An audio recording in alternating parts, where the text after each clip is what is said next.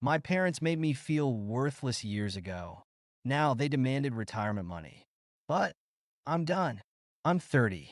I've built the kind of success my parents swore I'd never achieve. The kind of success that has them suddenly interested in being part of my life again.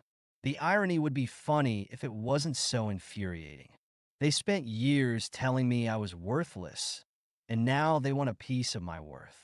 Looking back at those days right after graduation, I threw myself into finance. The hours were insane, but I discovered I had a real talent for it. I started as an entry-level analyst working 60, sometimes 70 hours a week. Unlike my childhood, where hard work never seemed to pay off, this time I saw results. I got promoted faster than anyone expected. My bosses noticed my dedication, my ability to spot opportunities others missed. I started learning about real estate on the side, and that's where everything really clicked into place.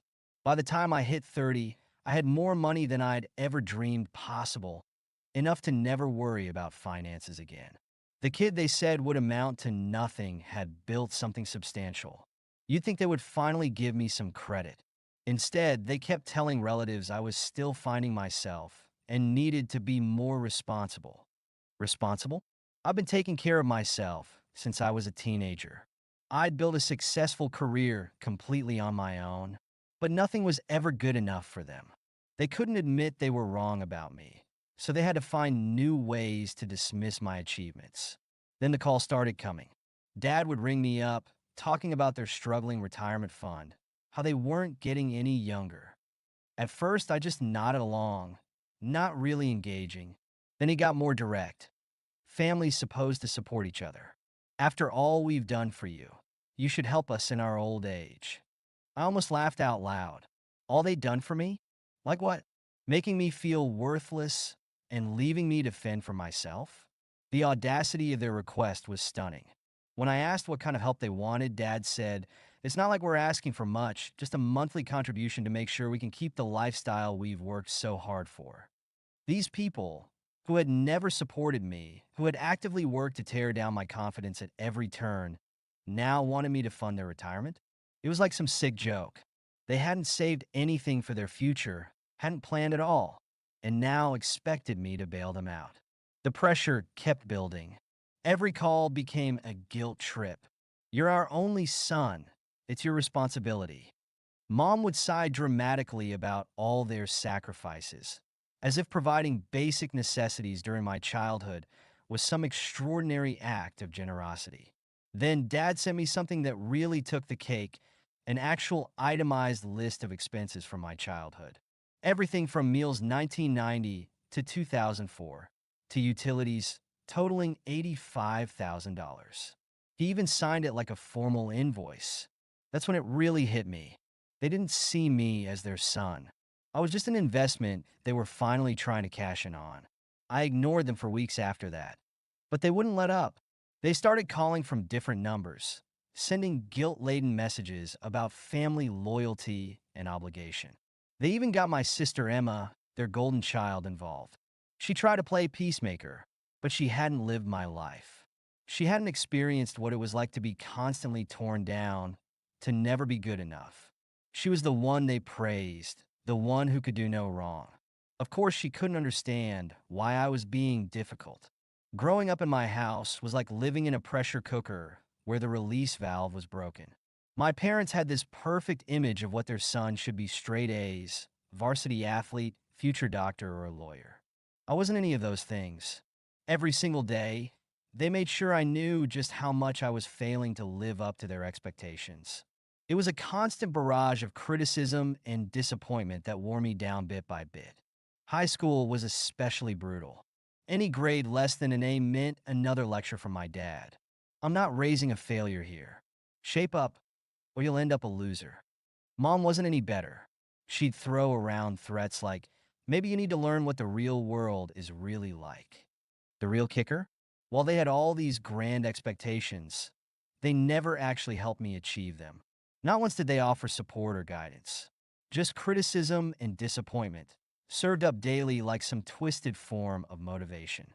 I started working when I was 16 just to buy the basics, school supplies, clothes, things most kids get from their parents without thinking twice. I remember the first job I got, stocking shelves at the local grocery store. My parents acted like I was doing it just to rebel against them, to show how independent I was. They couldn't understand that I had to work because they wouldn't help with even the most basic necessities.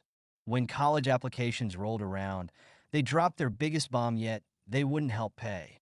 You've already wasted enough of our money, Dad said with that dismissive shrug I grew to hate. Figure it out yourself. So I did exactly that. I worked my way through college, juggling classes with multiple part-time jobs, surviving on minimal sleep and zero social life. I missed out on all the typical college experiences, the parties, the spring breaks, the late-night study groups with friends. Instead, I was working double shifts at a local diner, trying to make enough to cover my next semester's books. When I graduated, not a single family member showed up to watch me walk across that stage. They didn't even call. By then, I'd stopped expecting anything from them.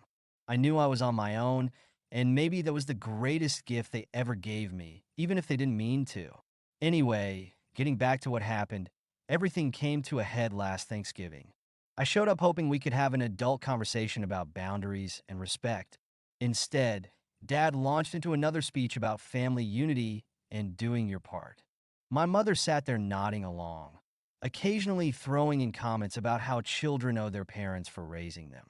Finally, after years of taking their abuse, I'd had enough. I'm not funding your retirement, I told them point blank. I succeeded despite you, not because of you. You spent my entire life making me feel worthless, and now you want to cash in on my success? That's not happening. I could see the shock on their faces. They weren't used to me standing up for myself. Mom started crying, but I wasn't buying it anymore. These weren't tears of regret. They were tears of frustration that their plan was falling apart. Dad exploded, ranting about respect and how money had made me selfish. The irony of him calling me selfish was almost too much to bear. This from the man who wouldn't even buy his son's school supplies. Respect isn't demanded, it's earned, I told him, looking him straight in the eye. And you've done nothing to earn mine. You spent my whole life treating me like I was nothing. Now that I've proven you wrong, you want to pretend we're one big happy family? That's not how this works. I could see my words hitting home, but not in the way I'd hoped. Instead of understanding, I saw only anger and indignation. Dad's face turned red with rage. He pointed at the door and screamed for me to get out of his house. It was the same old pattern. When he couldn't control the situation, he resorted to anger and threats. But this time it didn't work. I wasn't that scared kid anymore.